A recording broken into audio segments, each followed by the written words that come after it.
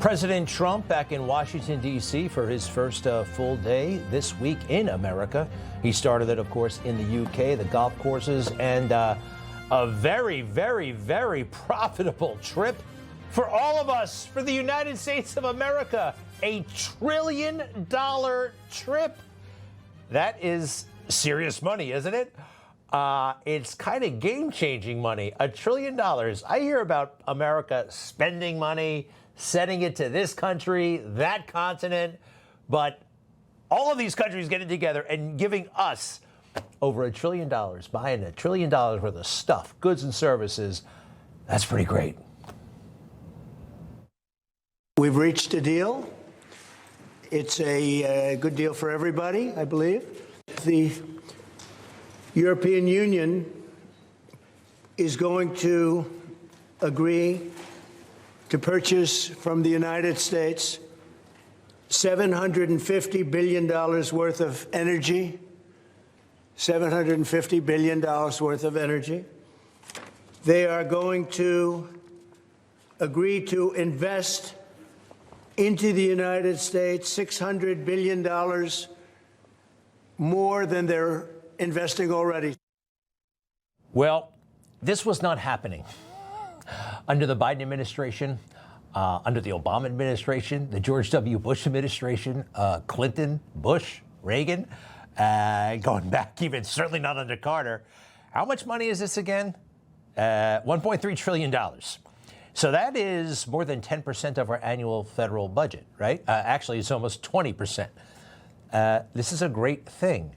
And it's incredibly unusual. As I said, previous administrations always spending cash for projects overseas that we're never going to see.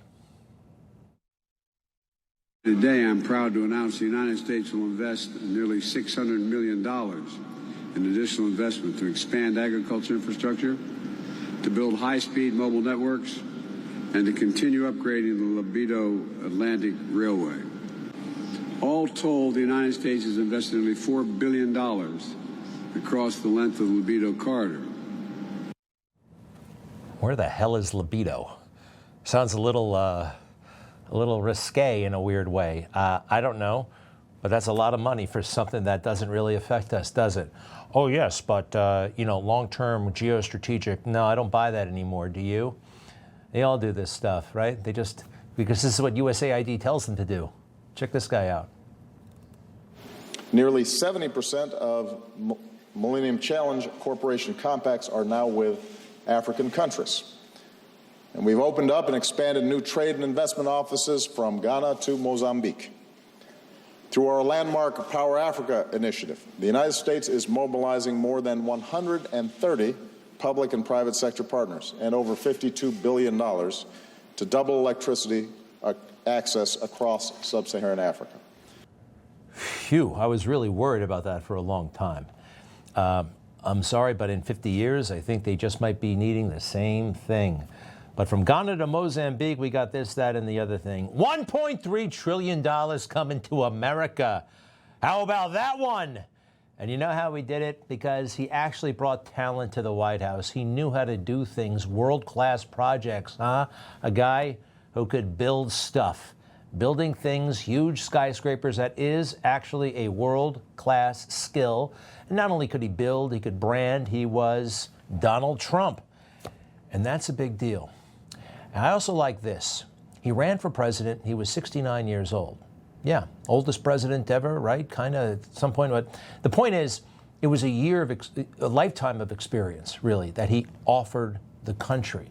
Now at 79, with a term under his belt, and now this, and the time in between, he is the most skilled person ever, I believe, experienced, talented to be in that White House. Let's compare to other run-of-the-mill presidents, like these guys, right? Now really think about it. What did they bring to the table? Yeah, you see, when each of them got into politics, take this full. George H.W. Bush was 39, 27, 32, 34, 27. That's when they started to go around asking people for money so I can make posters and TV commercials about myself. What did they know about anything? What could they do? Not so much, but they had ambition, didn't they, right?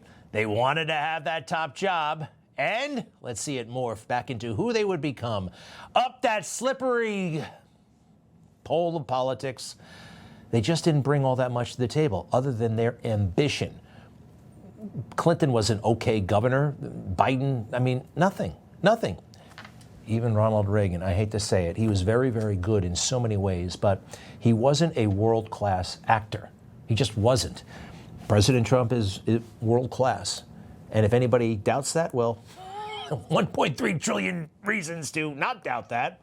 And how about this? The GDP, all right, beating expectations, 3%. This is mega solid. No help from the swamp. This Jerome Powell character from the Federal Reserve.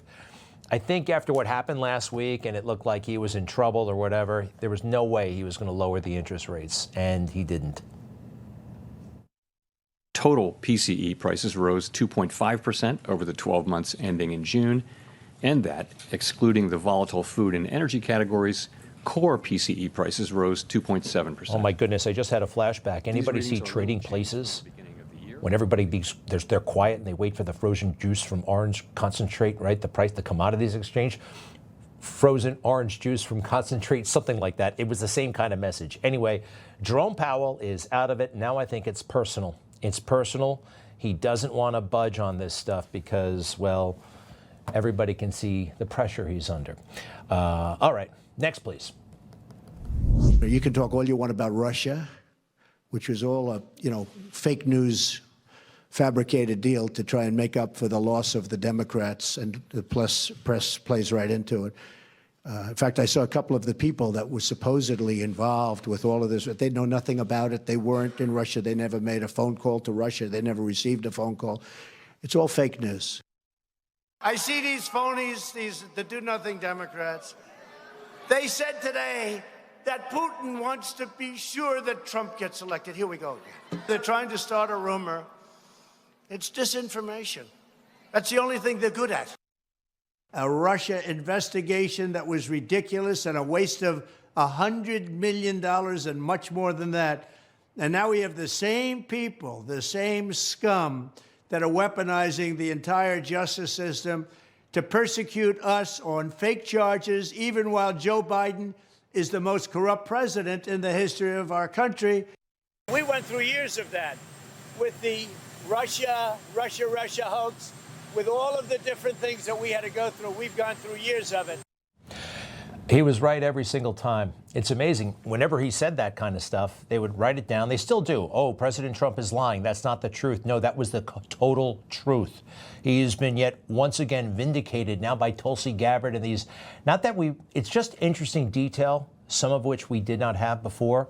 How they excluded material that showed, hell, Putin at times was trying to hurt President Trump politically. We have it. We know it. President Trump in trouble. He was dealing with the Russia stuff since 2016, 2015, but look at this, all the way up. This has nothing to do with Russia. All the times they arrested him and threw him in jail, right? That's fairly recent. This has been wild, but I want to emphasize in 2015, that's when the corruption started, all right, with the fake FISA application that they lied on to spy on Carter Page, basically to spy on the campaign, and the stuff that the FBI was saying out loud to each other about how they were going to stop President Trump all the way back in 2016. Strzok, Page, it's all right there. Yeah, we're going to stop it. So this is relevant again, folks, because, well, look, they wasted our time with this Russia collusion hoax for how long did that last? 2 years, 2.5 years? And every night on the cable, right? Now we have all this information that they're lying. And I think the needle should move. And I think people should be fired. And I think people should go to jail. And when President Trump said this in Helsinki, it wasn't an impeachable moment. It was a diplomatic moment. It was exactly what he should have said because it was true. Would you now, with the whole world watching, tell President Putin, would you denounce what happened in 2016, and would you warn him to never do it again? My people came to me, Dan Coates came to me, and some others. They said they think it's Russia. I have President Putin. He just said it's not Russia. I will say this, I don't see any reason why it would be. So I have great confidence in my intelligence people, but I will tell you that President Putin was extremely strong and powerful in his denial today. So that's not treachery, that's diplomacy, okay? And that's a true statement. President Putin was strong in his denial today. Just think if President Trump knew the full scope of the interference efforts in that 2016 election. $115,000 spent on Facebook ads. Anyway, the whole world went berserk, remember? The world witnessed a betrayal the likes of which we've never seen. America's president sided with its enemy today. Shock has turned to a national shunning as America finds unity in President Trump's perfidy. Perfidy. Silly word. I know it's just Cuomo, but a lot of people were doing this stuff. And look who he's about to bring on. Leon Panetta, failed Secretary of Defense and one of the signers of that letter that the Hunter Biden laptop came from Russia. The swamp conspiracy right here. And they're all lying every step of the way, especially Panetta with his glasses and his vineyard and his corrupt use of airplanes that the DOD needed for troops. But he was skipping all over the country for himself. Anyway, take a look. What we lived through today, do you ever see anything else like it? This is probably the most tragic day in the history of the presidency because a United States president who's elected to defend and protect the United States of America against our adversaries stood up next to our adversary and said he trusts the Russians more than he trusts our own intelligence and law enforcement officials. That is tragic, and I have never seen a president in my lifetime ever make that kind of mistake. Well, it was tragic that senior law enforcement officials, Comey, senior intelligence officials, Brennan, were trying to sabotage President Trump, trying to set him up, trying to dirty him up, he did the right thing, quite frankly, the right thing. And by the way, what are you supposed to do when that guy asks you a question with the leader, with Putin right next to you? Are you supposed to start yelling at Putin? Who is that guy anyway? Doesn't he look like a little bit? Can we see? He looks like Mr. Schneebly from School of Rock. Hello, this is Ned Schneebly. Anybody remember School of Rock? Let me see that guy again from the fake news. He is so. I think that's Ned Schneebly. Shouldn't you yell at President Putin right now? And no, that's not the way it works. And you did not know what the hell you were talking about. You were just being spun. And you should all resign. Information. Truth is freedom. Is Newsmax. It's real news for real people.